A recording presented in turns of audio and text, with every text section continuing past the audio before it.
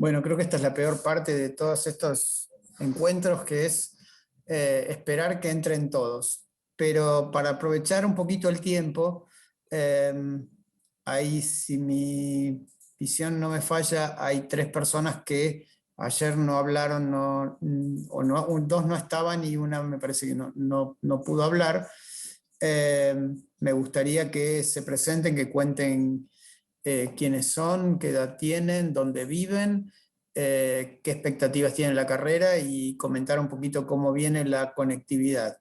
Les pediría a Cintia Rebeca si puede hablar ahora y después seguimos con Lorena y con Leslie.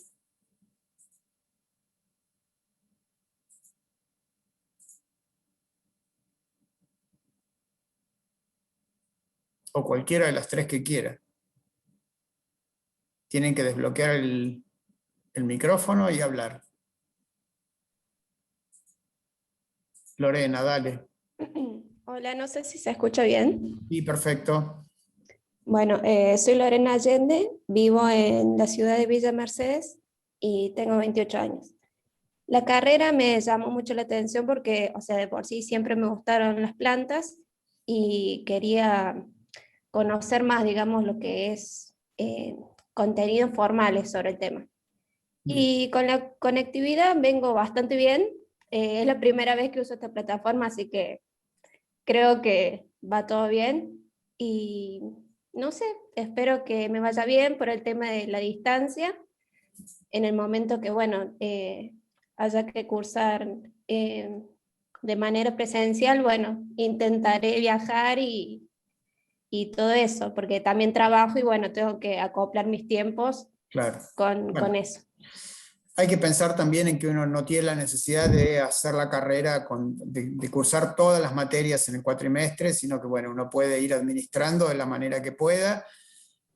Siempre van a tener que fijarse un poco en el plan de estudios cuáles son las asignaturas que tienen más correlativas, es decir, que se necesitan para cursar después segundo año, eh, como para tomar una decisión de decir, bueno, esto es prioritario y esto puede esperar.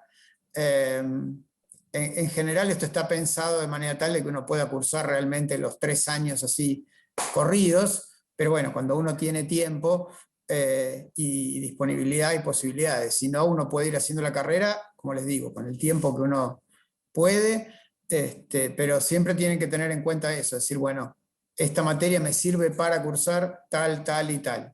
¿Mm? Eh, Acá me decía Mirta que Cintia había hablado, se me pasó, mis disculpas, y entonces sí, Leslie Izquierdo, que estoy seguro con ese nombre que no te escuché. Hola, Hola. buenas tardes. Yo soy Julieta Izquierdo, mi primer nombre es Leslie, así que figura así. Ujú. Yo vivo en la ciudad de La Punta, tengo 23 años y es una carrera que quería empezar hace bastantes años, me puse a estudiar otra cosa. Justamente ahora con el tema de la pandemia se dio la posibilidad de que puedo estudiar y estoy emocionada y siempre me gustó el parque, el tema de la flor, lo que es la parquización y nada, tengo bastante buenas expectativas en cuanto a la carrera. Bien, bueno. Y con respecto a la conectividad, ¿cómo estás?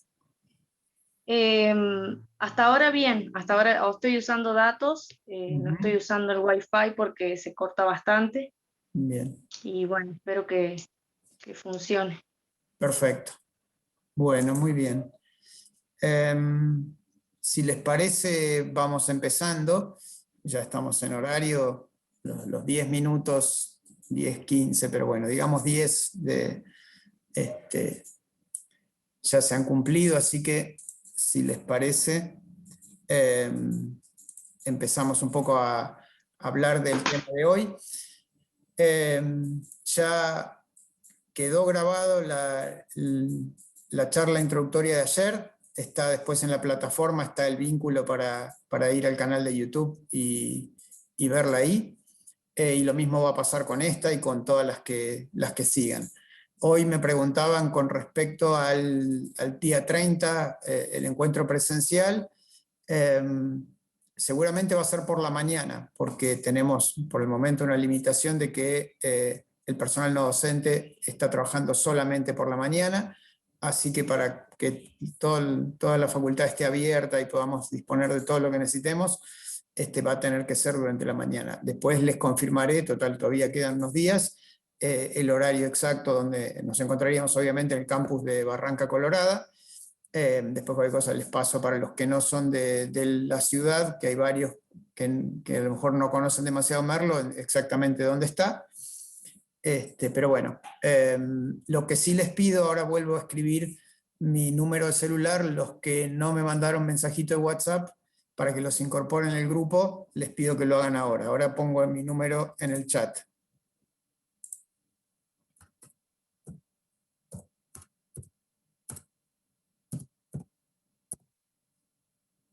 Ahí lo escribí bien, de manera tal de que me mandan mensajitos, yo los agrego en el grupo y así ya estamos todos conectados y para cualquier cosa urgente es más fácil ahí que a través de los mails. Ahí tenemos, ahí viene Nacho Eli, ahí vienen. Bueno, esperamos que estén terminando de entrar 2 estudiantes más y empezamos. Ahí vamos.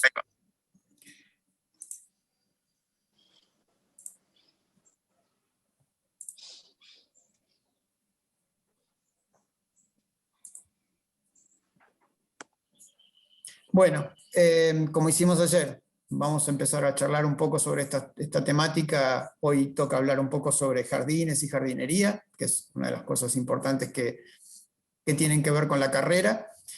Y cualquier momento me interrumpen, cualquier pregunta que quieran hacer, abren el micrófono y hacen la pregunta.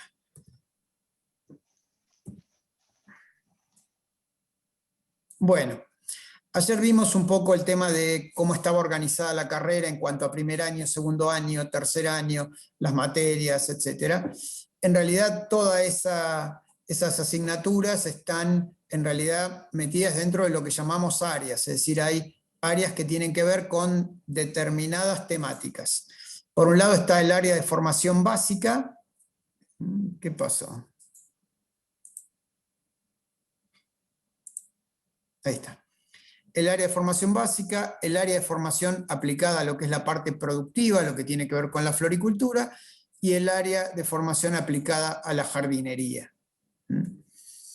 Ahí podemos ver cómo se distribuyen esas asignaturas que vimos ayer. En la parte de formación básica están materias como botánica, clima y suelo, fisiología vegetal. Ahora que pienso en fisiología vegetal, bueno, yo creo que a Lidia Reynoso ya la conocen por el tema del ingreso, pero este es el momento, Lidia, que ya que estamos con el tema fisiología vegetal, que saludes y que Bueno, digas alguna cosa que quieras. Bueno, sí, bienvenidos y bienvenidas a todos los ingresantes a la Tecnicatura Universitaria de Parques, Jardines y Floricultura. Como lo dijo Germán, yo soy la profesora de Fisiología Vegetal, así que a mí me van a encontrar en el segundo cuatrimestre, después que hayan pasado por botánica, clima y suelo.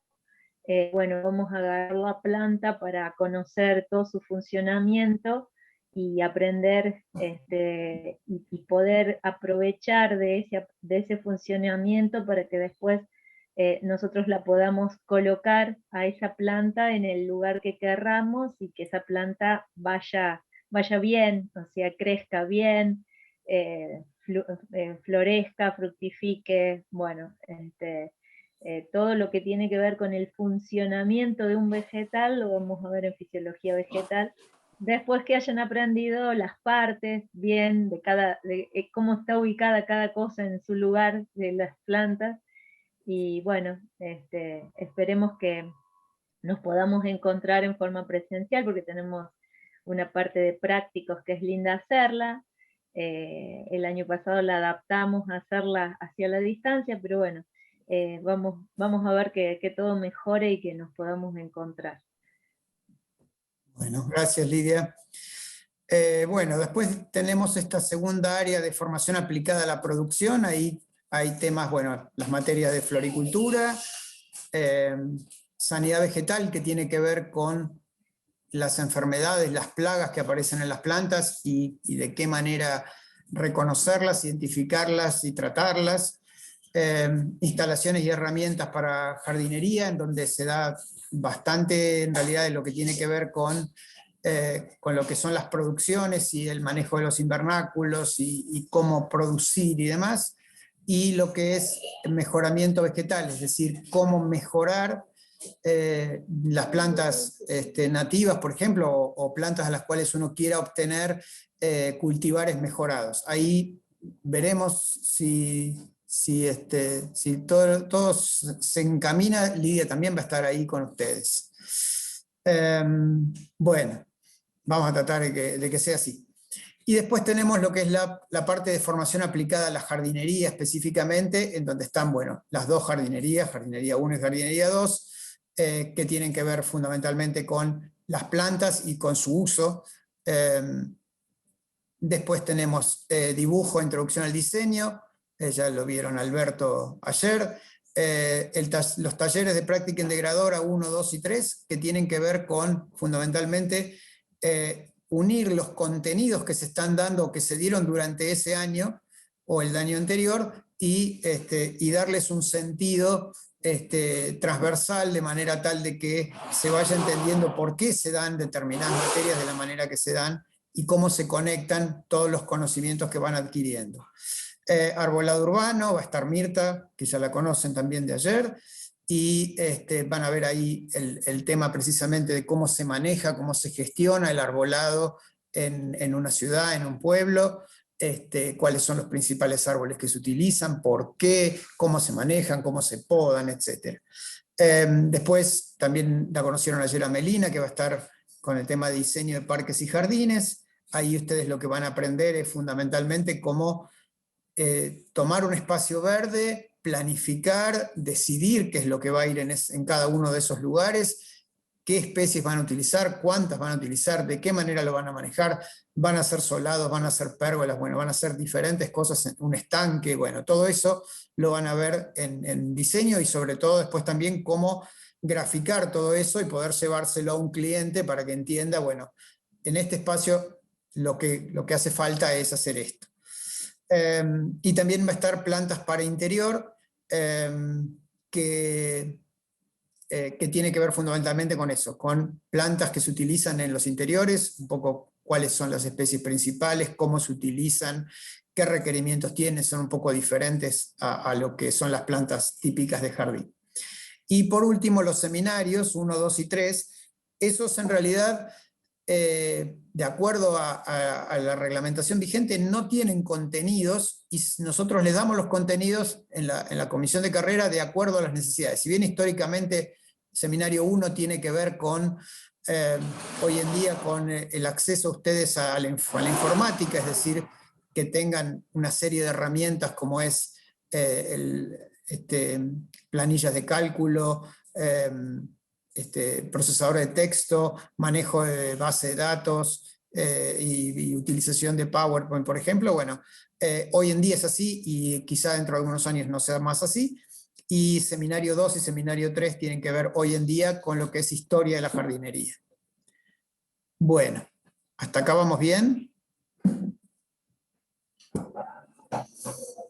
Bien. Hemos hablado de todas esas materias, pero en realidad implican todas ellas un montón de disciplinas diferentes, ¿sí? En lo que hace, por un lado, estas disciplinas tienen que ver con la formación que ustedes van a tener a lo largo de estos 3 años, pero también tienen que ver con el campo laboral, ¿sí? Entonces hay una serie de disciplinas en las cuales uno puede ocuparse, puede hacer todas o puede dedicarse y especializarse en alguna de ellas. Una es la ejecución de parques y jardines, otro es lo que es el mantenimiento de parques y jardines. Es decir, una cosa es decir, bueno, yo voy a diseñar y voy a ejecutar una obra de un jardín a partir de un jardín que no tiene nada. Por ejemplo, hoy en día con muchos de los barrios privados que tenemos en desarrollo acá en la zona de Merlo, el decir, bueno, hay un terreno, el dueño compró el terreno, va a hacer la casa, va a poner, pongamos, una pileta, y a partir de ahí decir, bueno, quiere un jardín que tenga estas características, le gustan, no sé, las flores blancas, las flores perfumadas, que no se ve el vecino, que tenga una pérgola porque le gustan las enredaderas. Bueno, todo eso se encarga el tema del diseño primero, la decisión de qué es lo que vamos a hacer, y la ejecución, es decir, cómo lo vamos a hacer y ejecutarlo. Por otro lado está el tema del mantenimiento de parques y jardines, es decir, ya sobre un jardín preexistente que tiene ya un diseño determinado, bueno, realizar todas las tareas de mantenimiento, lo que es la poda, reposición de plantas, el manejo sanitario, si hace falta fertilización, el tema del césped, la frecuencia de cortes, bueno, todo eso tiene que ver si tiene un sistema de riego, cómo mantenerlo, etc. Bueno, todo eso tiene que ver con esto, con el mantenimiento de parques y jardines. Por el otro lado está el tema del viverismo, es decir, lo que es la producción de plantas. Es bastante común, muchos de los técnicos ya recibidos tienen o participan o en algún momento han trabajado en viveros, ¿sí? En viveros de producción o en viveros de venta, pero bueno, muchos de ellos son viveros en realidad mixtos de producción y venta. Veremos también un poco en las distintas materias las diferencias, cómo se manejan cada uno de ellos y demás.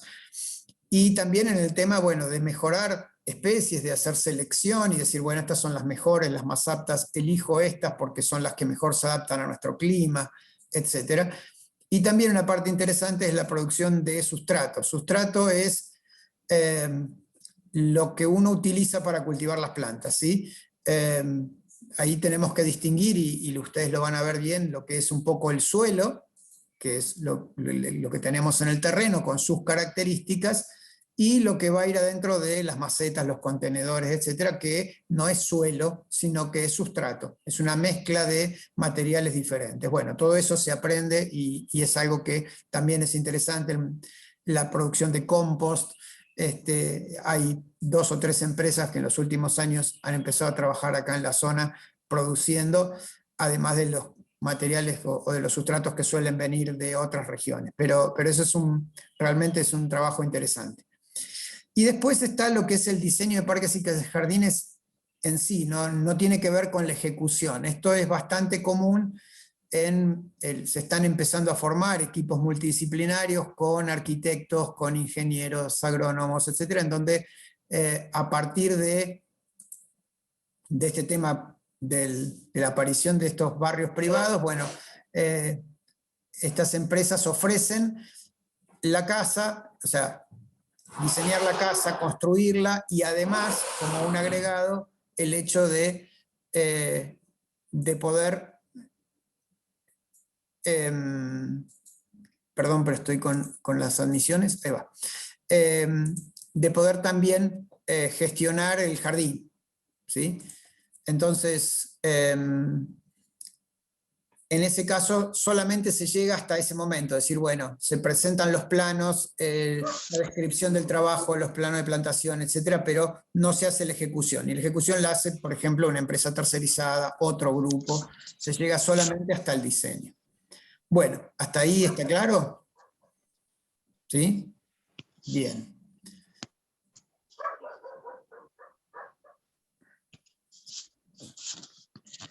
Vamos a meternos entonces un poquito en qué cosa es la jardinería, qué cosa es un jardín, ¿sí?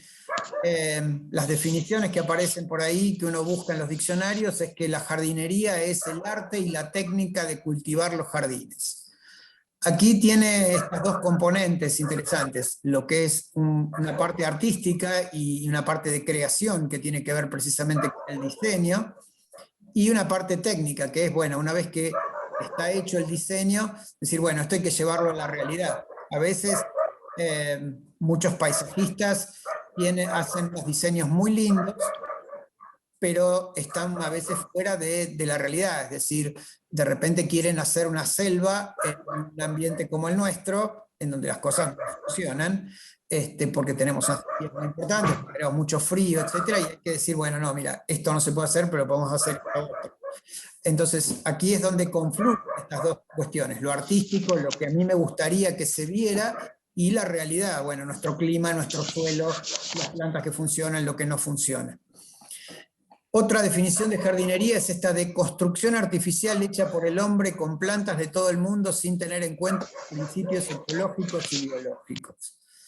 Esta definición la hizo un señor que se llama Eric Grisel en un libro que se llama Insectos y Jardines, en inglés, Gardens, un libro muy interesante, en donde plantea que la mayor parte de los jardines no tienen en cuenta este tema de los principios ecológicos y biológicos, es decir, se seleccionan en plantas porque se ven lindas, porque tienen un lindo aspecto, pero no se tiene en cuenta ni el entorno, ni el funcionamiento, ¿sí? Entender que los jardines pueden semejarse a pequeños ecosistemas, es decir, a una situación natural, después lo vamos a hablar un poco más y lo ampliaremos obviamente en muchas clases.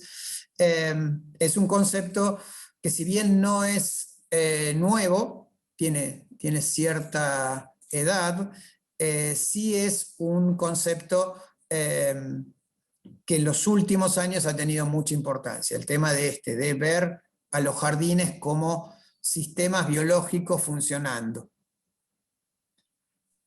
Eso Bueno. es lo que estaría en lo que es permacultura.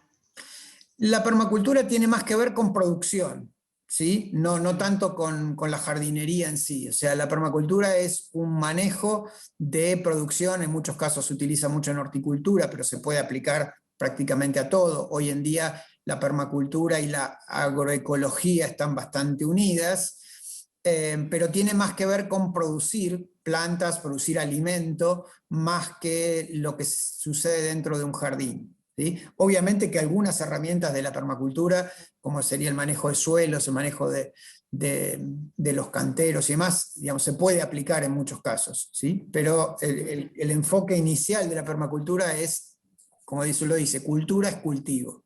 ¿Mm? Sí, cultura es permanente. Bien. Bueno, gracias. No, por favor. La definición de jardín, también una definición así muy cortita, es terreno en donde se cultivan plantas predominantemente ornamentales.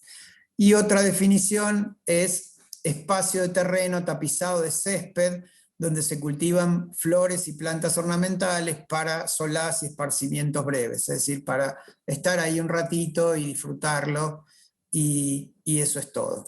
Vamos a ver que hay bastante más que eso en un jardín, pero bueno, estas son las definiciones así, llamémosle clásicas. Bueno, ¿y qué es el paisajismo? ¿Sí? El paisajismo es el arte cuyo cometido es el diseño de parques y jardines, así como la planificación y conservación del entorno natural. Y otra definición es mejorar las características naturales de un parque o un jardín zonificando y plantando árboles. Aquí en Argentina tenemos una problemática con el tema del paisajismo, porque en realidad no existe ningún título oficial, al menos, de paisajista. ¿Sí? En la Argentina hoy en día no existe. Tenemos en la Universidad de Buenos Aires el licenciado en diseño del paisaje, pero no es paisajismo, es paisaje. Ahora vamos a separar un poquito una cosa de la otra.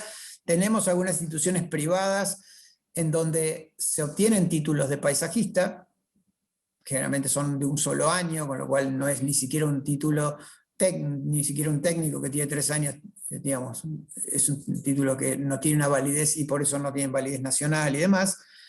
Y después hay muchas personas que trabajan de paisajistas sin serlo, ¿sí? Ingenieros agrónomos, arquitectos, técnicos en parques, jardines y floricultura, o en cualquiera de las carreras técnicas que hay muy similares en varias universidades. Pero en la realidad, este tema de paisaje y paisajismo hay que diferenciarlo, ¿sí? El paisaje es un paisaje natural, ya lo van a ver bien con Melina, yo no me quiero meter demasiado ahí, pero bueno, tiene que ver con el diseñador de paisaje, diseña a escalas totalmente diferentes a lo que es un parque o un jardín, son escalas mucho mayores. Mientras que el paisajista sí trabaja en estos entornos un poco más pequeños, y ahí muchas veces es donde se produce la superposición con los técnicos en jardinería, en parques y jardines y demás, porque bueno, tienen incumbencias bastante similares, ¿sí? A veces los agrónomos hacen lo posible, y yo soy agrónomo y me hago cargo, de decir, no, bueno, los técnicos tienen que tener hasta acá tienen que llegar y nosotros podemos hacer mucho más. Pero la mayor parte de los agrónomos jamás hicieron una materia que tiene que ver con paisajismo, ni con dibujo, ni con nada de lo que ustedes van a hacer. Con lo cual, realmente es poco serio eso de decir, no, nosotros podemos hacer todo. No, para nada. Y lo mismo a veces pasa también con los arquitectos. Si se ofenden, que se ofendan.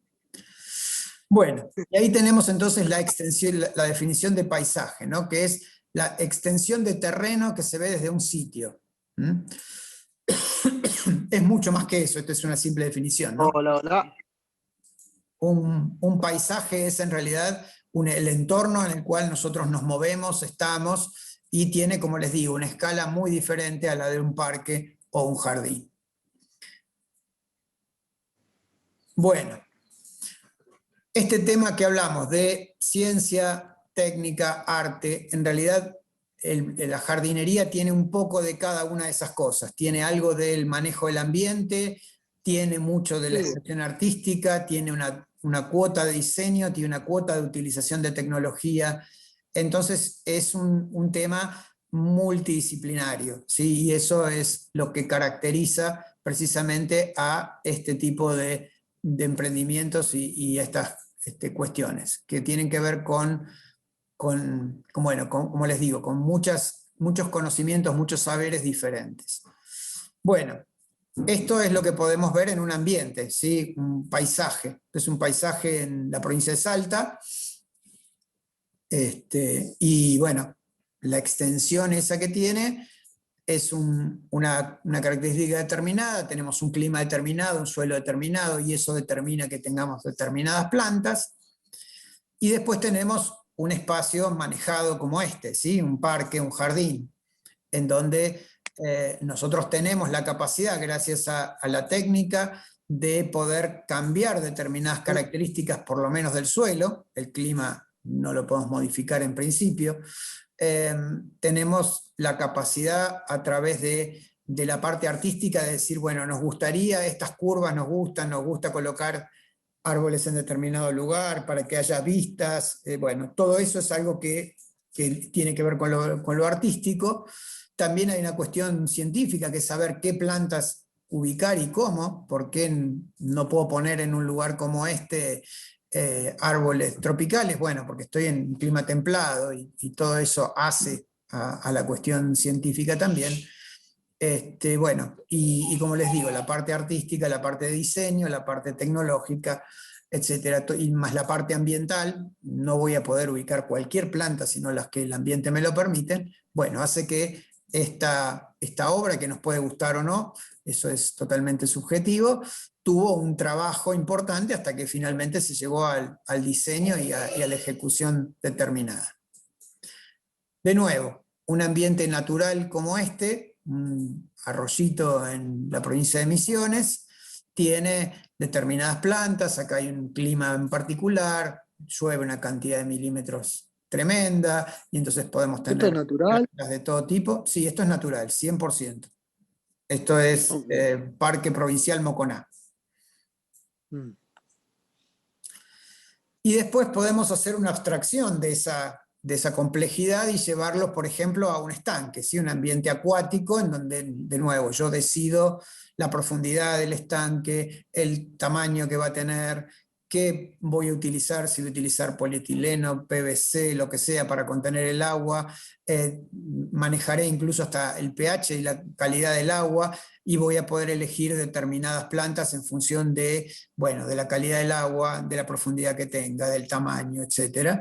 Y entonces yo estoy, de nuevo, utilizando técnicas, conocimientos, diseño y demás para llevar a algo que obviamente no es el Parque Provincial Moconá, pero bueno, es un espacio lindo en donde fácilmente, en este caso, se va a formar un pequeño ecosistema, porque van a aparecer ranas, sapos, libélulas y un montón, y uno puede incorporar peces y demás, y bueno, y se va armando un ecosistema de forma bastante rápida. Bueno, ¿qué relaciones tiene la jardinería con otras disciplinas? Bueno, este tema de que es multidisciplinario, que ya lo hemos dicho bastante, pero que es importante recalcar. La botánica, la ecología, la arquitectura, la ingeniería, la historia, la topografía, la climatología, todos estos temas que ustedes van a ir tratando a lo largo de la carrera, nos enriquecen y nos permiten conectar una cosa con la otra, entender cuáles son las formas de las plantas, pero al mismo tiempo poder interpretar que determinadas formas de las plantas responden a un determinado tipo de clima o a un determinado tipo de suelo, que el conjunto de plantas que yo voy a poder colocar en un determinado lugar van a funcionar mejor si están con una determinada separación y en un determinado entorno, que unas van a pleno sol, que otras van a media sombra. Bueno, que yo voy a poder incorporar elementos artificiales a un jardín, que muchas veces voy a necesitar cuestiones de ingeniería, porque voy a tener que diseñar, por ejemplo, un sistema de riego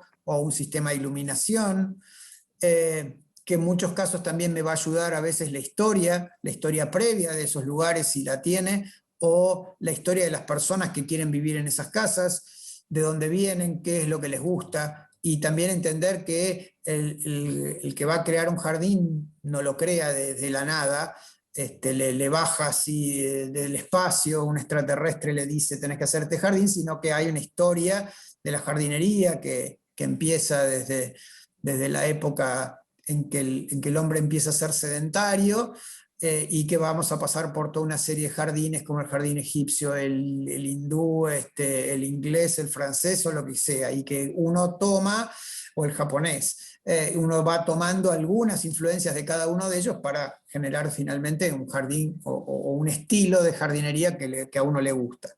Y vamos a ver también en algún momento grandes paisajistas y cómo trabajan y qué es lo que hacen, y demás. Bueno, el tema de cómo es el terreno, acá tenemos cuestiones importantes en el terreno, porque tenemos muchas veces pendientes, muchas veces tenemos rocas apareciendo en el medio del jardín y que no se pueden sacar, y entonces la topografía también toma un lugar importante, saber que tenemos que a veces nivelar, hacer distintas técnicas para poder mejorar la condición para después armar un jardín. El clima también es fundamental, entender cuánto llueve, en qué momento llueve, cuáles son las temperaturas máximas, cuáles son las mínimas, de dónde son los vientos prevalecientes en cada época del año. Bueno, todo eso lo van a ir viendo y lo van a ir conociendo. Bueno, aquí nos metemos un poquito en las componentes del jardín, porque esta es una línea que vamos a seguir en estos días trabajando, y en un jardín, por un lado, están los que son las condiciones naturales, que tienen que ver fundamentalmente con estas dos cuestiones, el clima y el suelo.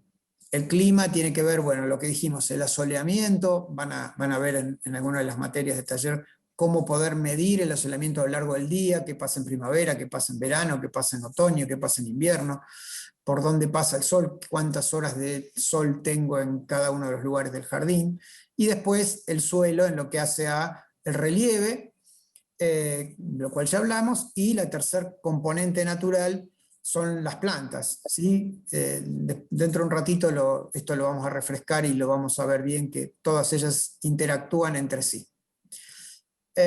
Y después tenemos la parte artificial de un jardín, las construcciones, como los caminos, las pérgolas en plantas trepadoras, las fuentes, los estanques, las esculturas, la iluminación, ¿sí? Todo ello tiene que ver con lo que son los componentes artificiales o las construcciones dentro de un jardín. Bueno, entonces, dentro de un jardín tenemos por un lado las componentes de diseño, el cliente o comitente. A mí siempre me retan y dicen, tenés que decir comitente, no cliente, pero bueno, se usan alternativamente las dos maneras, que es una componente importante del diseño, el que va a decir, bueno, yo quiero que en este jardín esté esto presente, me gustan estas plantas, no me gustan estas otras, no me gusta que haya, no sé, abejas, me molestan, no sé, me dan miedo, no me gusta que haya plantas así muy densas porque puede haber una víbora, bueno, todo eso, más unas cuantas cosas más. Ahí está, cliente, muy bien, gracias. Son los componentes de ese diseño. Después están los condicionantes naturales, es decir, bueno, qué es lo que puedo poner, qué es lo que no, ya lo hablamos un poquito. La historia del lugar o la historia de la gente que va a vivir ahí, y una cuestión también, tiene una componente cultural. Bueno, a mí, que tiene que ver a veces un poco con la historia, pero de repente mi familia viene de Suiza, y en Suiza le gustan las coníferas y les gustan los jardines despejados y con mucho césped. Bueno, tenemos una componente. Otro dice, no, a mí me gusta, no sé, todas las plantas carnosas, cactus, un lugar bien abierto. Y otro dice, no, a mí me gusta algo que tenga un aspecto selvático, que esté cerrado. Bueno, todo eso también hace al diseño. Y una componente que es muy importante, que es el dinero, la plata. ¿Cuánto dinero hay para hacer este tipo de diseños?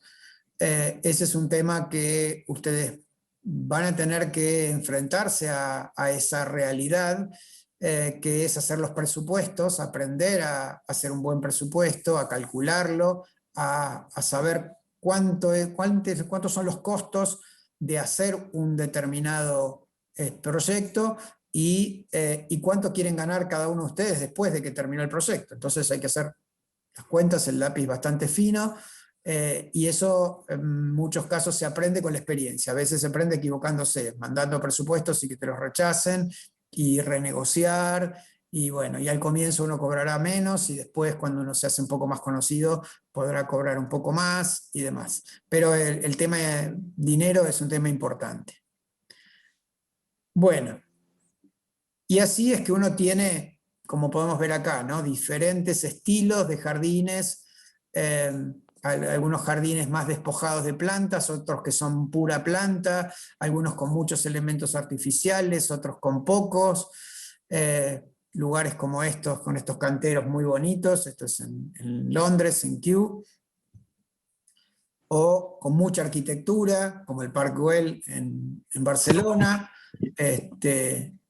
Bueno, hay, como vemos, estilos muy diferentes. Señor brasilero del cual vamos a hablar bastante, Burle Marx, haciendo estos jardines así muy clásicos o neoclásicos, tomando los clásicos jardines franceses y con una visión un poco diferente en los últimos años. Y también en los últimos años han aparecido este tema de las nuevas tendencias, es decir, nuevas maneras de ver los jardines, de diseñar los jardines, de pensar los jardines. ¿Sí? Yo les tiro algunas puntitas de algunas cosas que están surgiendo en los últimos tiempos. Este tema de los jardines curativos, healing gardens en inglés, es un tema que apareció ahora unos 10 años más o menos, y es que los jardines en sí tienen una función curativa, es decir, cuando uno transita, camina, disfruta por un jardín, uno empieza a tener una serie de sensaciones muy buenas, ¿no? Se empieza a sentir bien, las endorfinas empiezan a actuar y uno se siente animado, y los problemas que uno tiene a veces en la cabeza dejan de estar. Y bueno, se ha pensado mucho en este tipo de jardines, especialmente asociados a hospitales, a lugares en donde la gente va con sus problemas, en muchos casos problemas de salud, y entonces la idea de poder despejarse, no solo los pacientes, sino también a veces los médicos, las enfermeras, etcétera, poder transitar por estos espacios y empezar a sentirse bien, a bajar un cambio, digamos, a estas problemáticas. Bueno, otras tendencias son el tema de los jardines Feng Shui. Esto tiene que ver obviamente con el equilibrio, con el Yin y el Yang, con la visión tanto de Japón, de China, en donde los jardines tienen una visión contemplativa, es decir, para que uno pueda sentarse en un espacio, disfrutarlo, poder meditar, y entonces hay toda una serie de reglas, el manejo del agua, determinado tipo de plantas, los sonidos y demás que ayudan a la meditación, y entonces están pensados en ese sentido. Bueno, después en los últimos años ha habido una serie de popes del paisajismo en donde han empezado a pensar lo que se llama hoy en día paisajes radicales, es decir, cosas que nadie hacía y empezaron a hacer estos muchachos.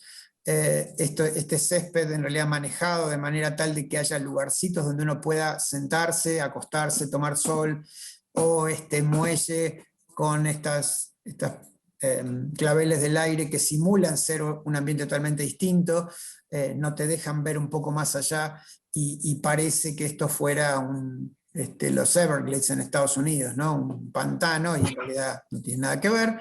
Bueno, han aparecido un montón de estas personas que están trabajando así, haciendo cosas diferentes, nuevas. Todas esas innovaciones muchas veces las presentan en shows de paisajismo y demás, y después hay que ver si eso llega a la realidad. Algún cliente comitente le gusta, toma la posta y dice, bueno, sí quiero esto, o simplemente quedan en estos modelos y hasta ahí llegamos.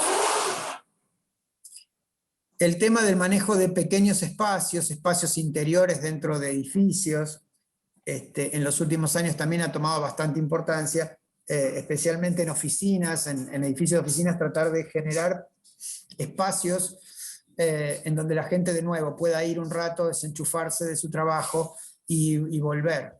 Entonces, a veces en los pisos, en la parte de arriba, los techos de las oficinas y demás, se diseñan espacios así relativamente pequeños, pero con mucha diversidad, en un lugar donde uno no imaginaría que va a encontrar un jardín, bueno, encontrarlo. Estas también son algunas de estas visiones. Y esto es algo un poco más reciente, de los últimos tiempos, 3, 4, 5 años ha tomado bastante importancia el tema de los jardines ecosistémicos, es decir, tratar de no solo de simular a la naturaleza, sino de que además los jardines sean funcionalmente parecidos a un ecosistema, que podamos disfrutar no solo de las plantas, sino también de las abejas, de las mariposas, de los picaflores, de los pájaros, etc., en ese tipo de ambientes.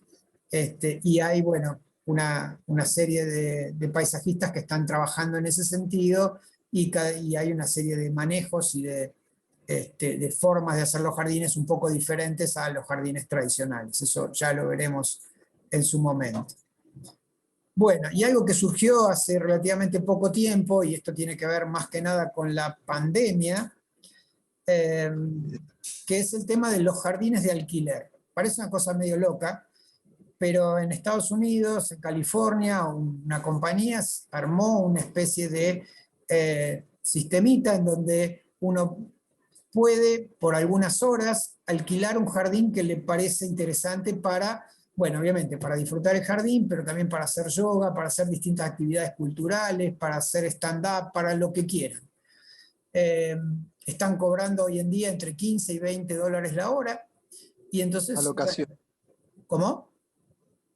Una locación, digo, digamos. Sí, una locación, pero bueno, pero pensado fundamentalmente en eso, en un espacio verde, privado, porque con el tema de la pandemia también mucha gente no quiere ir a los espacios públicos, y funciona de manera tal de que la gente entra y ni siquiera ve a los dueños del lugar, sabe cuáles son las reglas, qué es lo que pueden hacer, qué es lo que no pueden hacer, están ahí durante la cantidad de horas que alquilaron y después se van.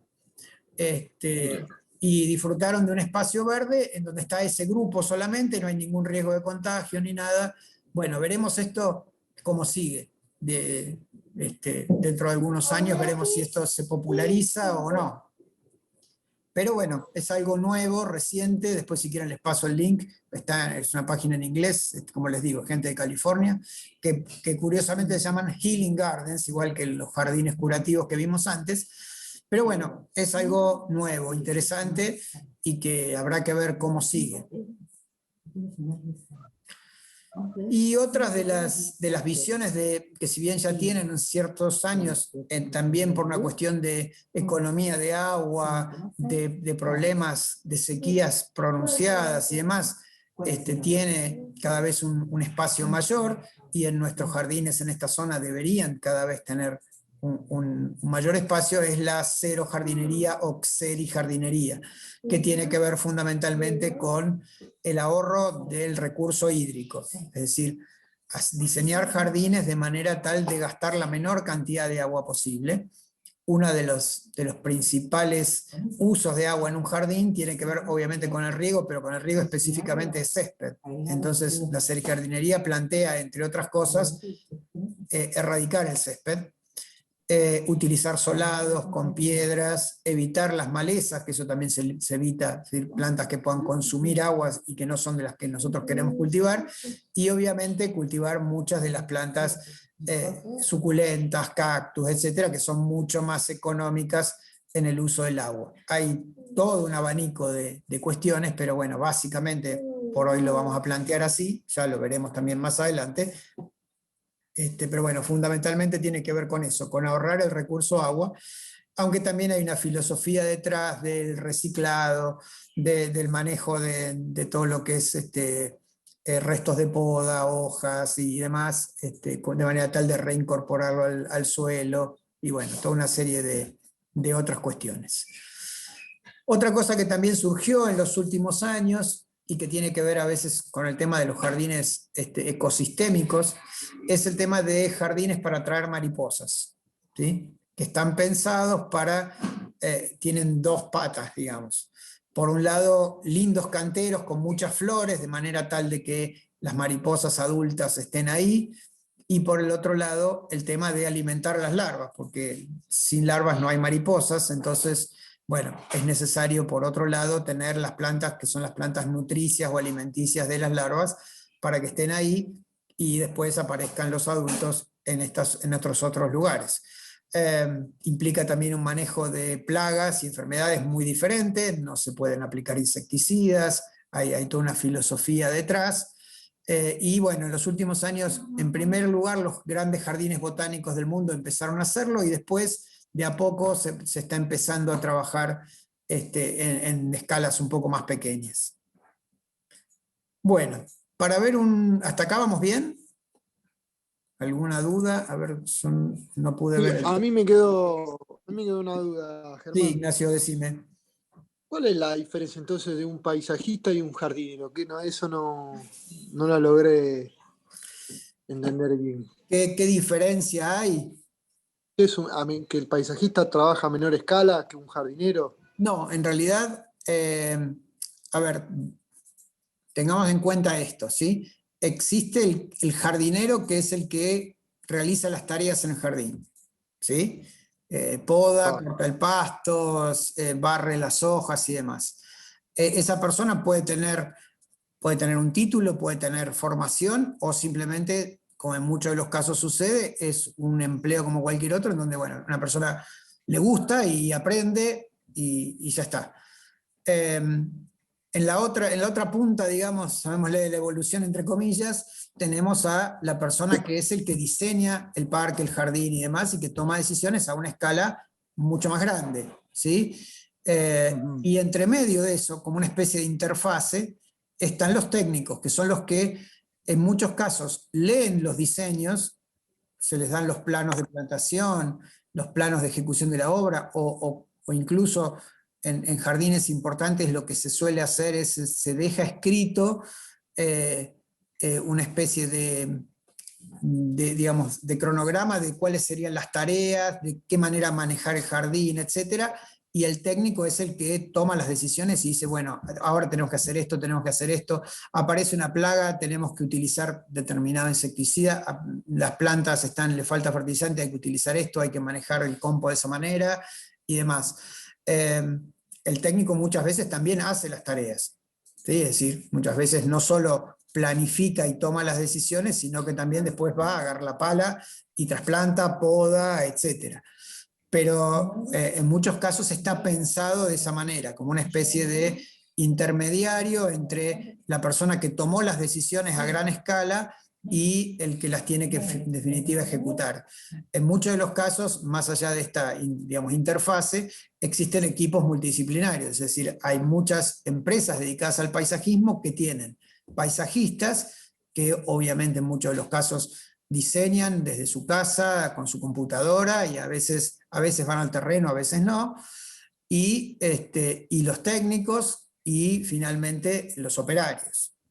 ¿Sí? Digamos que el paisajista no pisa el jardín, solo lo diseña. En realidad depende un poco depende de en qué lugar del mundo estemos y depende de cada uno. Es decir, hay grandes paisajistas, no sé, por ejemplo, voy a poner a Piet Udolf, que es un tipo que es un paisajista top a nivel mundial, y que él durante mucho tiempo tuvo un vivero, entonces sabe cómo producir plantas y las cultivó durante muchísimo tiempo, y se ha roto el lomo agachado propagando y demás, y hoy en día se dedica simplemente a hacer los diseños, a lo sumo va el día de la plantación y dice, bueno, 5 plantas acá, 10 acá, 10 acá, y se desentiende, y él mismo hoy en día lo dice, cuando muchas veces le preguntan, bueno, ¿y el manejo? No, yo el manejo no lo hago, o sea, yo les digo, bueno, pongan riego el primer año, si quieren de ahí en adelante no rieguen, pero no se ocupa nada más. Y si le preguntan, no sé,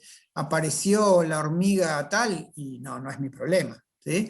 Pero el tipo hizo una trayectoria. O sea, la mayor parte de los paisajistas que llegan a esos niveles han tenido una trayectoria y han empezado de cero. ¿Sí? Nigel Dunnett, un inglés que vino el año pasado acá a la Argentina a hablar sobre jardines paisajísticos, tiene una formación totalmente distinta. Es un tipo que es universitario, trabaja en la Universidad de Sheffield en Estados Unidos, y de ahí, en Inglaterra, y de ahí llevó sus conocimientos teóricos de ecología, los llevó a aplicar al jardín. Entonces hizo un camino totalmente distinto. Empezó desde lo académico y de a poco fue llevando, probando incluso en su casa, con su jardín, y hoy en día, bueno, en los últimos años ha diseñado jardines para la Reina de Inglaterra, para, la Villa Olímpica, cuando se hicieron las Olimpiadas en Londres, etcétera, etcétera. Así que no hay un camino determinado y cada uno puede sentirse cómodo en el lugar que le toca o que le gusta más. Muchos reniegan a veces del tema de hacer los mantenimientos, pero hay mucha gente que lo disfruta y que le gusta, o de repente es un paso primero hacer mantenimientos y después irse más hacia el lado del diseño. Como les digo, este tema de la multidisciplinariedad nos permite ser bastante plásticos y poder trabajar a distintos niveles y a distintas escalas. ¿Se entiende? Sí, mejor. Buenísimo. Bueno, para terminar el tema de hoy, yo les mencioné el tema este de planta, clima, suelo, pero los puse por separado, pero en realidad todo eso es este triángulo que tenemos que entender y que es importante entender todas estas interacciones que suceden, ¿sí? Por un lado tenemos la planta en sí, pero la planta crece y se desarrolla en un determinado clima y también con un determinado suelo, ¿sí? No podemos poner un cactus adentro de un estanque, para ponerlo así en forma sencilla. Más allá de esas obviedades, hay un montón de plantas que se adaptan bien, por ejemplo, al clima de Merlo, y otras que no. Hay algunas que funcionan muy bien y otras que realmente sufren mucho, ya sea la sequía, ya sea las heladas, ya sea el porcentaje bajo de humedad que solemos tener, no en estos días, pero normalmente tenemos 15-20% de humedad, y bueno, muchas plantas no lo soportan. Y entonces crecen mal o se mueren, etc. Entonces tenemos que conocer bien esa interacción, primero planta-clima. También saber si las plantas van a pleno sol, si van a media sombra, si tienen que estar en un lugar muy sombreado, si no se bancan ni siquiera un poquito de sol en algún momento. Bueno, todo eso tiene que ver con las cuestiones ambientales del clima. Y por el otro lado está el suelo, ¿sí? Aquí en esta zona tenemos suelos bastante diversos. Por el tema de estar en un valle cerca de estas sierras y después tener las sierras del otro lado de San Luis, bueno, hace que los suelos acá sean, los agrónomos llamamos suelos overos, es decir, suelos en donde unos pocos metros cuadrados son muy arenosos, después es pedregoso, después es arcilloso, después un pedazo con salinidad, y todo eso también lo tenemos que conocer. Lo van a ver con Andrea en clima y suelo, pero bueno, es importante entender que las plantas viven en determinados tipos de suelos y no en otros. Algunas son muy plásticas, así las llamamos, y se adaptan a un montón de situaciones diferentes, y otras no lo son, y solamente les gusta un suelo bien arenoso o un suelo arcilloso o lo que sea. Así que este triangulito es algo que uno siempre tiene que pensar en el momento de tomar la decisión de, bueno, qué plantas voy a ubicar en un determinado espacio, qué es lo que va a funcionar y qué es lo que no va a funcionar. ¿Se entiende hasta acá? ¿Sí? Bien. La otra cuestión es, bueno, ¿puedo yo simplificar de alguna manera? ¿Puedo cambiar algo de esta situación? ¿Qué es lo que puedo cambiar y qué es lo que no puedo cambiar? ¿Sí? En lo que hace al suelo, yo puedo hacer modificaciones en pequeña escala, puedo incluso remover todo un suelo 30, 40, 50, 60 centímetros de un lugar y colocar lo que yo quiera, armar una especie de sustrato, como hablábamos antes, lo de maceta, pero llevarlo a una escala pequeña en suelo. Y puedo ponerle lo que yo quiera, los componentes que tenga disponibles, más allá de la otra cuestión que es la económica, pero yo eso lo podría hacer. Podría en algún lugar mejorar el drenaje, es decir, en un lugar en donde se inunda mucho, podría poner caños para mejorar el drenaje, para que cada vez que llueve el agua se vaya para otro lado. También lo puedo hacer y mejoraría la condición en un determinado lugar. También puedo, si el suelo es pobre, no tiene suficiente cantidad de nutrientes, puedo agregar materia orgánica. Y entonces de a poquito voy a ir generando un suelo con mayor calidad, las raíces van a desarrollar mejor, etcétera, etcétera. Hasta ahí, con el tema suelo, puedo modificar incluso lo que se llama el pH, si es alcalino, si es ácido, bueno, eso ya lo van a aprender. Pero con el clima esto es más complicado. Hay cosas del clima que no puedo modificar. De repente puedo hacer, si hay mucho viento, puedo hacer una barrera de árboles para evitar de que el viento sea tan fuerte. El porcentaje de 20% de humedad, ni hablar, no lo puedo modificar. Puedo regar, sí es cierto, en lugares en donde llueve poco, puedo en un espacio de nuevo pequeño y siempre y cuando se justifique económicamente, puedo armar un sistema de riego, un riego por goteo también que es más eficiente, eso lo puedo mejorar. Ahora, si yo no tengo, por ejemplo, un invernáculo, si hacen 7 grados bajo cero, hacen 7 grados bajo cero y me la tengo que bancar, ¿sí? Salvo que yo tenga esa posibilidad, digo, bueno, quiero cultivar orquídeas, entonces armo un invernáculo, calefacciono, lo riego, lo fertilizo, pero estoy utilizando un espacio pequeño, ¿sí? Unos pocos metros cuadrados, metros cúbicos si quieren, y hasta ahí llego. Así que hay cosas del clima que me las tengo que bancar y tengo que convivir con ellas. Pero al mismo tiempo, algunos de esos factores del clima me sirven a mí para saber qué plantas puedo colocar y qué plantas no. ¿Sí? Y es lo que vamos a ver un poquito ahora, y con eso por hoy terminamos. Este es un mapa hecho por el Departamento de Agricultura de los Estados Unidos, que se llama mapa, en inglés es Hardiness Zone Map, mapa de dureza, vamos a llamarlo así. Estos señores del Departamento de Agricultura estuvieron pensando un montón de tiempo si existía un factor único que les permitía saber si, o poder comparar determinadas áreas y saber si en determinados lugares del mundo con esa misma característica podían cultivarse plantas, las mismas plantas o plantas muy parecidas. Y entonces encontraron que un factor de la temperatura les permitía hacer eso. Y ese factor es la temperatura mínima media del mes más frío. Lo repito para que les quede claro. Temperatura mínima media del mes más frío.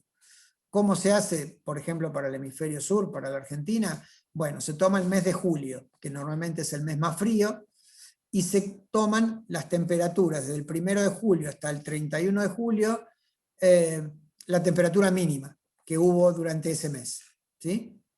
2 grados, 1 grado, 0 grados, 7 grados bajo cero, lo que sea. Todos los días.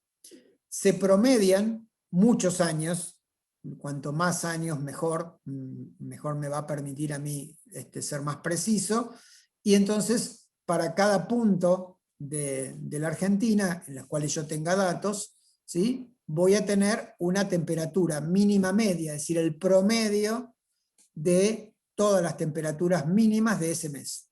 ¿Sí? Supongamos que para Merlo sea, no sé, -4, -3, qué sé yo, por ahí, pongamos.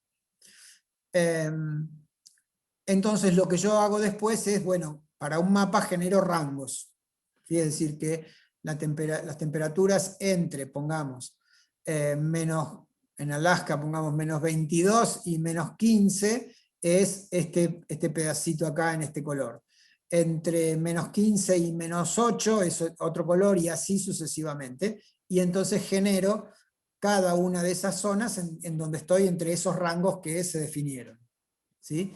Cada una de esas zonas recibe un número del 1 más frío al 12 más cálido en el mundo, y me permite saber en qué zona estoy y compararme con otros lugares del mundo. Entonces, este mapa es para América del Norte, este es para Europa, ¿sí? Ahí tenemos zona 7, zona 6, zona 8, zona 9, ¿sí? Zona 4, zona 3, bueno, esto que está acá es Siberia, lógicamente zona 1, y así. Lo mismo para Australia, y lo mismo para África, y lo mismo para Sudamérica. Los de Sudamérica están medio chotos, pero los hicieron sobre este mapa.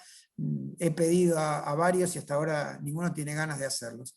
Un mapa más lindo y más preciso. Pero bueno, nosotros en esta zona estamos en una zona 8, ¿sí? 8A, 8B, por ahí andamos, acá está Río Cuarto, así que andamos por acá, y eso nos permite compararnos con el 8 de Australia, bueno, prácticamente no existe, es mucho más cálido, el 8 de Europa, ¿sí?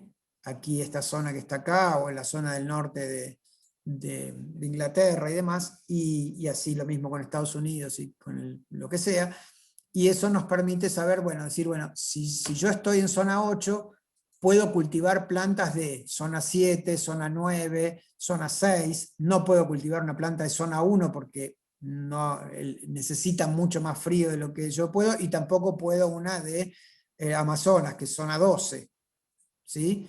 Pero me permite tener un rango y poder comparar. Aquí en la Argentina no se usa demasiado, lamentablemente, en muchos otros países se usa bastante, y todos los que tienen jardines o producen plantas, en sus firmas a veces cuando mandan mails o cuando intercambian información, dicen yo soy zona 8, yo soy zona 7, yo soy zona 5, y entonces está bueno para poder comparar y con un solo valor tan sencillo como lo que les digo, temperatura mínima media el mes más frío, poder decir, bueno, esta planta que vive naturalmente en la zona 8 de Holanda, es muy probable que, o de Dinamarca, que es muy probable que aquí me funcione, ¿sí? Después tendré que ver los otros factores, por supuesto. Si vive en un lugar de gran altura no va a funcionar, si vive en un pantano voy a tener que ponerla en un estanque, o lo que sea. Si tiene un suelo en particular muy raro, muy ácido, tampoco tendré que mejorar, pero por lo menos sé que térmicamente la planta va a estar estable y va a funcionar. ¿Se entiende hasta acá?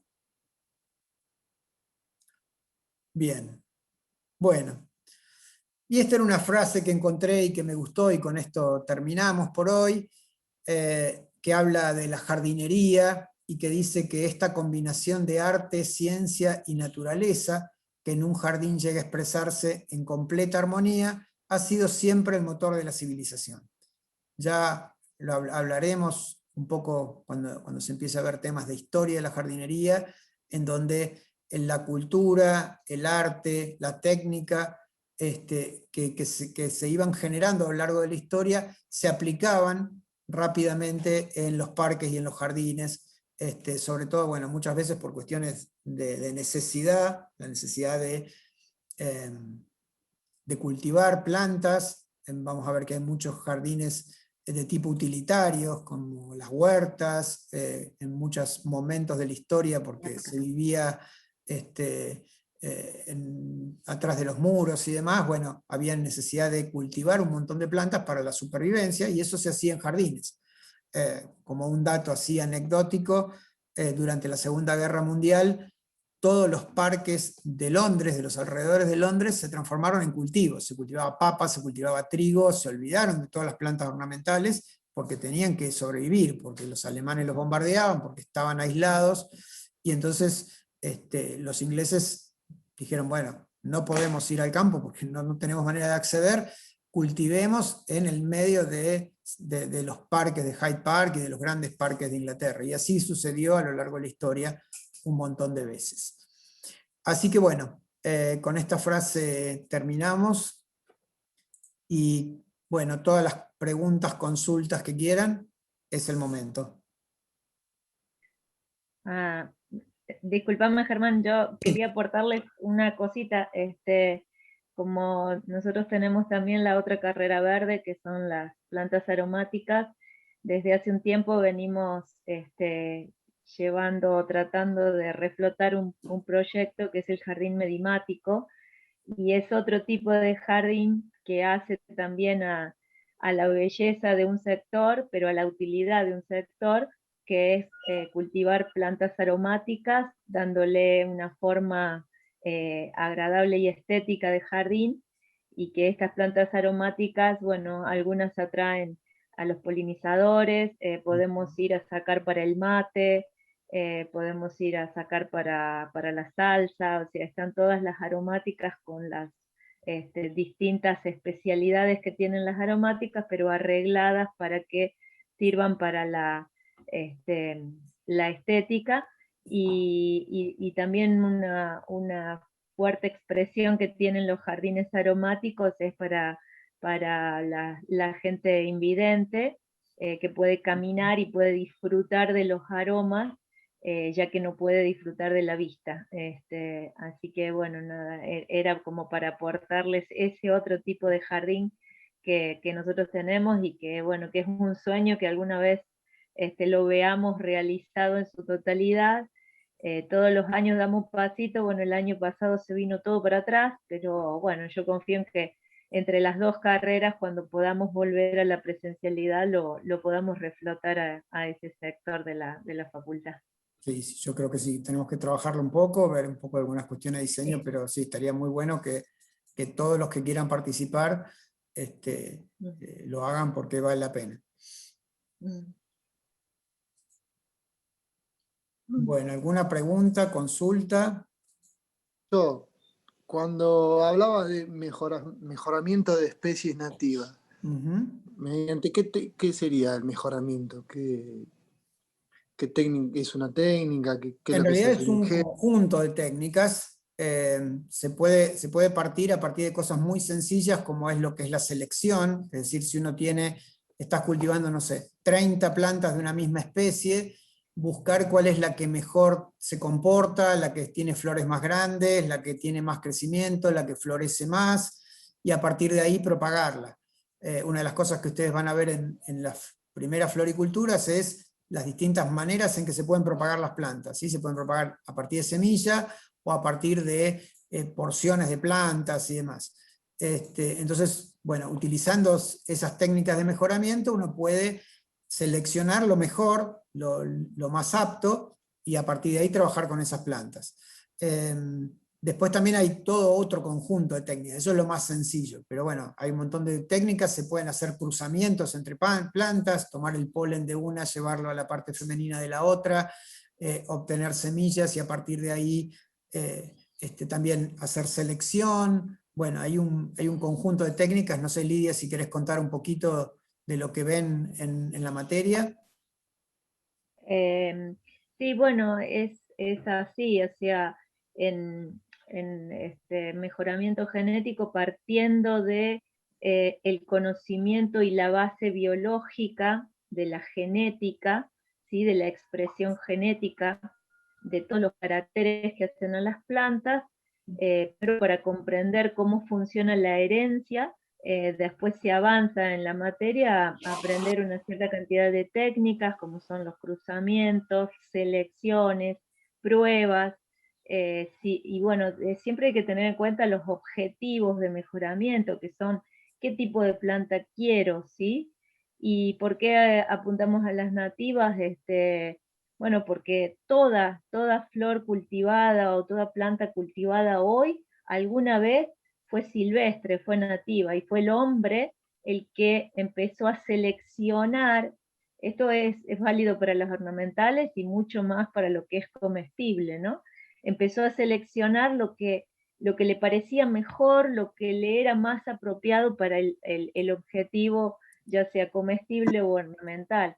Entonces, muchas de nuestras plantas ornamentales hoy provienen de otra región del mundo, donde fueron a través de programas de mejoramiento acondicionadas para que se distribuyen a todo el mundo. Bueno, Germán habló de las condiciones climáticas del mundo, y nosotros tenemos muchas plantas ornamentales que no son de acá, son africanas, son europeas, de América del Norte, australianas. Y bueno, ¿por qué las tenemos acá y por qué algo se ha podido adaptar y ha cruzado esas barreras de clima? Porque se hizo sobre ellas mejoramiento genético. Ese mejoramiento, todas esas técnicas tendieron a acumular genes de adaptación para otros climas, otros lugares. Y bueno, y nosotros estamos haciendo, o hay programas de mejoramiento de especies nativas en el INTA, sí Castelar, el INTA Castelar es un pionero en ese sentido, y ha hecho mejoramiento de muchas de nuestras especies silvestres, y hoy hay cultivares que se adaptan al cultivo y a los jardines. Bueno, hay muchas glandularias, por ejemplo, que ya hoy nosotros las vemos en los jardines, tienen una flor más grande, más durabilidad de esa floración, y son especies que han, variedades mejoradas, pero que tuvieron su origen en las nativas. Y hay un sinnúmero de especies que todavía podríamos, o que tienen potencial para mejorar, y que tenemos con ellas, o las nativas de nuestra zona, tienen un paso adelante en cuanto a la adaptación, porque ya están adaptadas. Entonces, con mejorarle alguna característica extra, como por ejemplo el tamaño de la flor, o la longevidad de esa flor después del corte, serían excelentes para después incluso comercializarlas, ¿no? Sí, hay todo un potencial en ese sentido. En todo un También potencial, como para dar un ejemplo así clásico, todos ustedes conocen las petunias, ¿sí? Que hay de todos colores, rojas, azules, azul con blanco, bueno, todos los colores que se les ocurran. Todas ellas, los desarrollos se realizaron en Holanda, en Estados Unidos, pero todas las plantas provienen de la Argentina. ¿Sí? Nosotros acá tenemos en esta zona Petunia axillaris, que es una petunia de flores blancas. A partir de ella, cruzándola con otras especies también nativas de Argentina, más de Corrientes, Misiones, etc., se lograron todos esos colores. Incluso hasta hace no muchos años vinieron de nuevo de Holanda a llevarse semillas de esas petunias del norte de Argentina para darle resistencia a altas temperaturas a las petunias. Por suerte, en los últimos años también, como decía Lidia, el INTA tomó esta temática, y ya hace casi 20 años que funciona lo que ahora es el Instituto de Floricultura. Inicialmente los primeros investigadores que trabajaron ahí, yo tuve la suerte de conocerlos, eran de Japón. Vinieron especialmente a través del JICA a instalarse, primero en un lugar donde les robaron todo, y después finalmente el INTA Castelar les dio su cabida. Una historia larga para contar, pero bueno, finalmente a partir de ellos ya tenemos casi 2 generaciones de investigadores argentinos que están trabajando en el Instituto de Floricultura, y ya hay varios resultados promisorios y plantas que se están introduciendo. El tema es que muchas veces no es un proceso de un día para el otro, se llevan años, primero para generar la variedad o el híbrido que uno quiere cultivar, y después también hay un proceso que no es sencillo, que es el de introducirla en el mercado, que es otro tema, y que también tiene sus complejidades, porque muchas veces los productores están acostumbrados a producir lo que ellos siempre saben hacer, y muchas veces no quieren incorporar especies nuevas, porque implica cambiar a veces sus hábitos, su forma de propagar, etc. Por suerte también en los últimos años ha habido unos cuantos innovadores que dijeron, no, vamos a romper el molde, vamos a empezar a producir otras cosas distintas, vamos a incorporar todo lo que se pueda. Y bueno, los dinosaurios que nunca quisieron cambiar se quedaron ahí, y aparecieron estos nuevos viveristas con otra visión y con otro impulso. Eso también pasa también con la cuestión generacional, ¿no? Pero bueno, el proceso es un proceso largo. Así como en lo que hace a los cultivos, uno piensa que la soja nació de un día para el otro, y que de un día para el otro de hacer 1 hectárea de soja se pasaron a hacer más de 15 millones de hectáreas. Bueno, no fue así. Los primeros ensayos de soja se hicieron en la década del 50, y se tardó todo ese tiempo, unos cuantos años, hasta que finalmente se seleccionaron las variedades que se podían cultivar. Ya tenemos casi 30 años de cultivo de soja, pero pasaron otros 30 años antes hasta que se impulsó y se llegó a esa situación. Claro. Más o menos lograron la tecnología de híbrido, que son 10 años. Y depende a veces si las plantas son anuales, son perennes. En algunos casos, por ejemplo, no sé, en anuales es más rápido. De repente en 5 años, en 7 años se puede lograr un buen resultado, porque ya van 6, 7 generaciones. En plantas como en las orquídeas, por ejemplo, es lentísimo, porque desde el momento en que uno genera la plantita, mejor dicho, genera la semilla, hasta que florece por primera vez pueden pasar 10 años. Recién ahí puedo empezar a seleccionar, y después de ahí tengo que empezar a propagar. Entonces de repente un híbrido de una orquídea puede llegar a tardar 30 años en generarse, en llegar al mercado, digamos. Ah, Y con los árboles pasa más o menos lo mismo. Con los árboles pasa igual. Claro, hasta que empieza la primera floración. En el INTA, por ejemplo, trabajaron al comienzo, empezaron a trabajar con el lapacho y con el jacarandá porque querían variedades que florecieran rápidamente, al 3.º o 4.º año. Las lograron, pero después hay que propagarlas, y de nuevo, 3 o 4 años para que empiecen a florecer, y así sucesivamente. Con lo cual, hoy en día están en el mercado, pero en forma muy limitada. Y ellos empezaron, les puedo decir, más o menos en el 85, 86 a trabajar en eso, 1986. claro, tenés esa cantidad de años para ver si le pegaste o no. Sí. Yo después en algún momento yo he hecho híbridos de lo que llaman amaril y los Ipeastrum, y desde la semilla hasta la primera floración tarda mínimo 4 años. Hay que tenerle, Claro. hay que sostener también las plantas durante 4 años, que no les pase nada, que sigan su curso, y después de ellas tengo que volver a hacer otros cruzamientos y demás, y es interminable, o sea, es muy, muy largo, no se hace de un día para el otro. Ah, mira. Exactamente, así es. Hay que, otra cosa de resaltar de lo que es todos los programas de mejoramiento, es que parten de la base de buscar la variabilidad que existe en la naturaleza, y bueno, uno de los postulados que tiene este proceso es el de resguardar, o sea que el mejoramiento estaría a favor de resguardar esa variabilidad ambiental, o sea, lo que se mejora busca también resguardar la variabilidad natural a la que se va a volver en ese proceso de mejoramiento para ir cambiando a lo largo del tiempo. Entonces es nuestro reaseguro también para seguir teniendo los recursos naturales y que no se los vengan a robar o que no los avasallen los distintos procesos que ya conocemos del hombre que causa la erosión génica, ¿no? de nuestros montes, de nuestras nativas en general. Tomemos como un ejemplo así clásico de Brasil el tema del árbol del caucho, ¿sí? Antes de la utilización del petróleo para hacer las cubiertas de los autos, se utilizaba caucho natural. El caucho natural provenía de una planta originaria del Amazonas, de Brasil, ¿sí?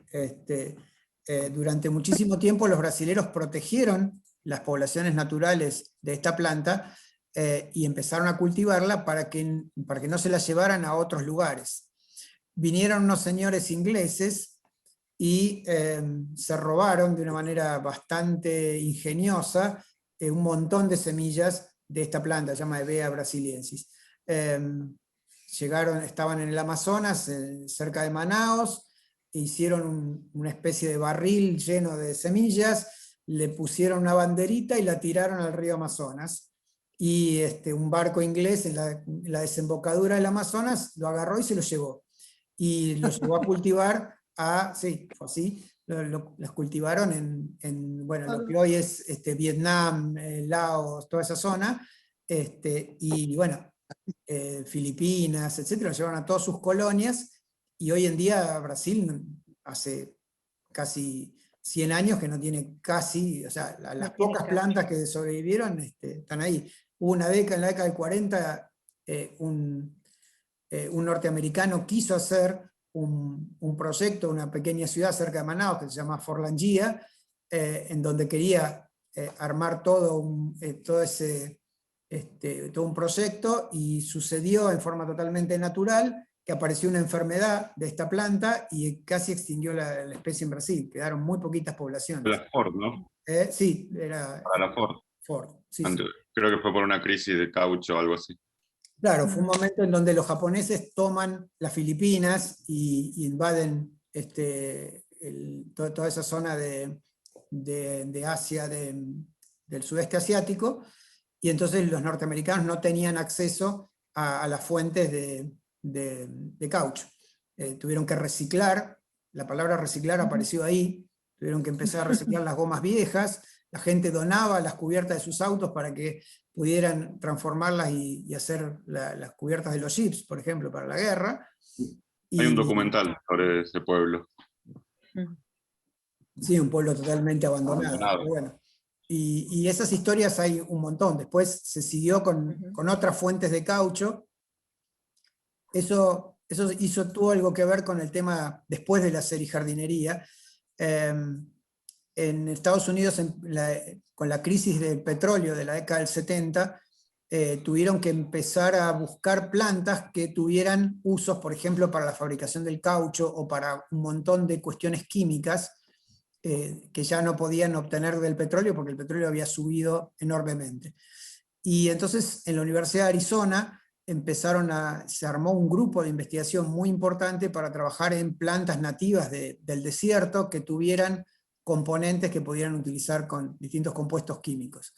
En la década del 90 nos llegó a nosotros, yo trabajé en parte de esos proyectos, con plantas especialmente de zonas desérticas, sobre todo de la Patagonia, productoras de resinas y productoras de un montón de gomas, de pegamentos, y se trabajó bastante con la Universidad de Arizona. En ese momento estaba empezando el cultivo de la jojoba, y bueno, se trabajó mucho con ellos, surgieron unos cuantos proyectos, pero bueno, a veces el tema también de nuestros avatares políticos hace que algunas cosas que empiezan no terminen bien. Pero bueno, todo eso también hizo que se empezara a tomar conciencia en muchos lugares de poder empezar a utilizar esas plantas en la jardinería, y hoy en día muchas de esas plantas nuestras están en los jardines en Estados Unidos, en Europa, en lugares en donde no se usa prácticamente agua de riego.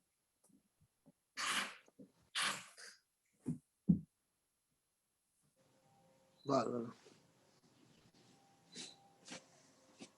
No tengo más preguntas.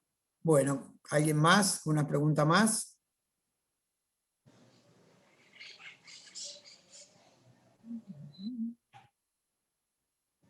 A ver acá en el chat. Acá Mirta agregó el tema de que, bueno, con respecto a las portulacas, también son plantas que han sido mejoradas a partir también de nuestras plantas, lo que llaman poppies normalmente en jardinería. Así que sí, hay un montón de ejemplos. Yo mencioné las petunias, pero hay realmente un montón de plantas nativas con mucho potencial y mucho todavía por trabajar.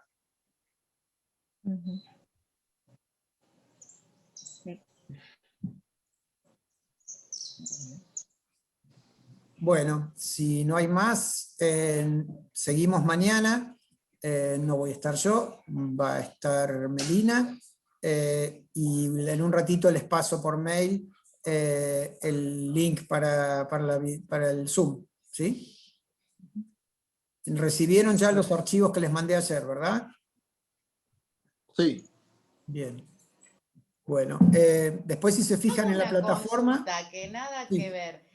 ¿Hay alguna materia que sea equivalente con las de aromática, de la tecnicatura de aromática, ya que está la profesora Lidia, que también la tengo en aromática? Las básicas tienen varias que ustedes las tienen condensadas, en aromáticas por ahí se dan un poco más largas, por ejemplo, botánica se llama para ustedes, para aromáticas es morfología vegetal y sistemática, está desdoblada en dos. Ustedes tienen clima y suelo, y aromáticas tiene climatología un cuatrimestre y edafología otro cuatrimestre, porque se da un poco más extensa. Bueno, fisiología vegetal es muy similar, nada más que tienen un poco más de horas los de aromáticas. Después, ustedes tienen también la parte de sanidad vegetal, condensada en una materia. En aromáticas esa asignatura se desdobla en 3. Y bueno, no sé si me olvido de alguna otra, creo que No, esas son las básicas que tienen en común. sí, ¿Sí? desde el año 2019 con la Comisión de Carrera estamos trabajando para tratar de hacer una parte básica común. Sí, que tenga por lo menos 7 materias en común. 7 materias comunes. A lo largo, en las 2 carreras. El tema fue que nos agarró la pandemia porque ya elevamos el proyecto, pero bueno, no se trató. Yo creo que este año sí se va a tratar. Y bueno, quizás a ustedes este año no los beneficie, pero probablemente el año que viene ya sí, porque vamos a empezar, si se aprueba este año, el año que viene va a empezar a funcionar el plan que no sé, se llamará 2021. Y bueno, va a haber una interfase entre un plan y otro, pero seguramente algunas de esas materias les va a beneficiar y van a poder ser la misma materia para las 2 carreras. Si bien pareciera que tienen bastante en común las 2 carreras, en realidad la carrera de aromáticas tiene una visión un poco diferente, entonces ha costado trabajo lograr esto, pero bueno, yo creo que si se aprueban este plan, se va a lograr. Hubo ya unas pequeñas modificaciones en el plan de aromáticas como para que queden las materias en el mismo cuatrimestre que las de parques y jardines, así que bueno, creo que hay que ser, hay que pensar en positivo, sí, hay que ser optimista de que ya el año que viene va a haber un plan nuevo. Genial, gracias. De nada. Y más, yo te hago otra pregunta así, cortita, sobre el quebracho blanco. Sí. Quebracho blanco que nace esta primavera. ¿Se banca la helada del invierno o hay que meterlo bajo cubierta? Yo creo, digamos, el tema es así, normalmente en su ambiente natural va a estar protegido porque está en el medio de un bosque, ¿sí? Entonces la posibilidad de que el frío las afecte, igual uno ve normalmente, cuando aparecen, hay años en donde si se da una buena lluvia a comienzo de la primavera, uno ve una enorme cantidad de plántulas, pero no todas esas se transforman en la planta al año siguiente, con lo cual evidentemente hay mortandad. Pero si uno las cultiva, yo creo que sí, que tienen que estar bajo cubierta, por lo menos, no sé, una media sombra, algo como para que no les pegue una helada así a pleno sol.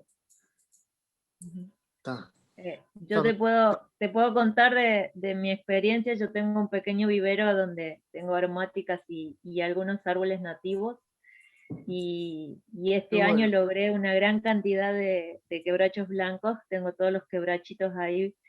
Tenemos un proyecto que se terminó el año pasado, pero bueno, hay posibilidades de que siga, que tiene que ver con viveros escolares forestales de árboles nativos.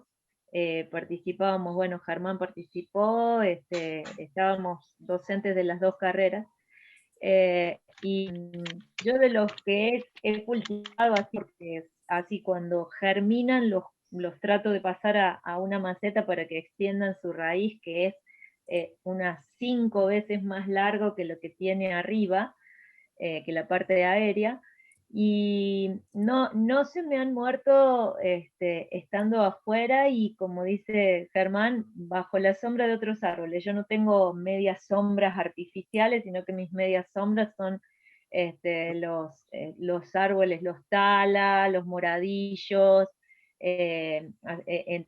Debajo de los tala y los moradillos hago mis semilleros, y hasta ahora nunca se me ha muerto. Sí por ahí, si en algún momento se me secó y se me resecó la maceta, pero no por frío. Así que supongo que en esas condiciones, con el cuidado del monte nativo arriba, pueden llegar a sobrevivir. Tienen una corteza, una hoja muy dura, que la hace resistente, ese tipo de consistencia coriácea de las hojas, aunque sea un arbolito chiquitito. Te consulto porque Esa es mi experiencia, esa es mi experiencia. esta primavera tuve la oportunidad de ir a trabajar en un campo donde había varios quebrachos que tenían el fruto, y me los traje para acá y los empecé a hacer de semilla y ahora tengo cerca de 100. Y veo que está Basta. verde, viene el frío y digo, uy, cagué.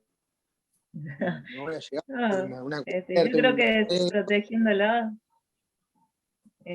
fue un buen año para la germinación de los quebrachos, porque yo también tuve suerte. No tengo 100, pero tengo unos 25 ahí que están en camino. Y bueno, y el algarrobo es similar, imagino. Que, El algarrobo es lo mismo también, con solamente la protección del monte se la banca. Pierde las hojas, pero en las siguientes primaveras vuelve a brotar. el quebracho no pierde las hojas. No, No es No, que. no, mantiene hoja todo el año. tiene hojas todo Bien. el año. Se le van a caer en algún momento, no son eternas, pero no se le caen todas de golpe, así como al algarrobo. Ah, voy a tener que ver qué hago entonces. Bueno, muchísimas gracias. De nada. No, nada. Bueno, entonces si les parece, seguimos así, seguimos mañana a las 16 horas. Yo subo a la plataforma después esto que hemos venido charlando toda la tarde de hoy, y así seguiremos con todos estos días. Ni bien tengan novedades más precisas del día presencial, les informo. Estamos trabajando en ver cuáles son las actividades que vamos a organizar para ese día. Pero bueno, como les decía, va a ser seguramente por la mañana. Así que bueno, nos vemos mañana entonces. Bueno, chao. Hasta mañana, Chau, chao, gracias. gracias. Buenas tardes.